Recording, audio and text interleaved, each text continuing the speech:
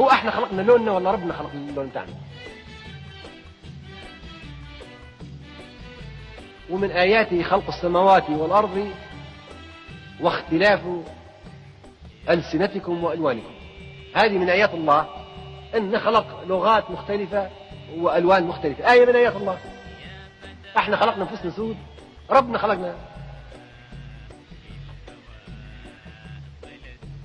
واحد افريقي شاف بيتزوج وحده بيضة، رفضتها، قالت انت اسود. سوداني هو،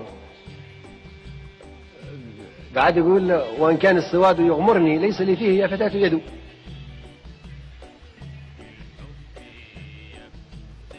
السواد قال مش من يدي، فلماذا أراك ثائرة ولماذا الصليب يرتعد؟ قصة مسيحية هي عاملة صليب.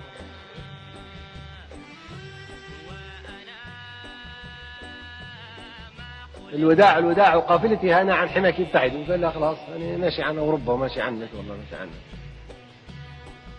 قالها في شعر، هاي أغنية حلوة لازم نحط في إذاعة تشاد وفي إذاعة ليبيا وإذاعة السودان، تبين ان لوننا الاسود ما عندنا فيه دخل. انا هاي عجبتني من زمان وانا ضابط هالاغنيه، عجبتني من ذلك الوقت، حافظ منها بعض لانها تعبر عن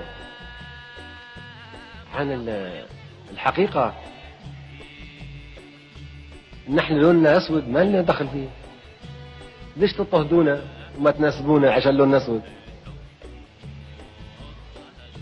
ما دام الامر هكذا قالوا مع السلامه، مع السلامه. لماذا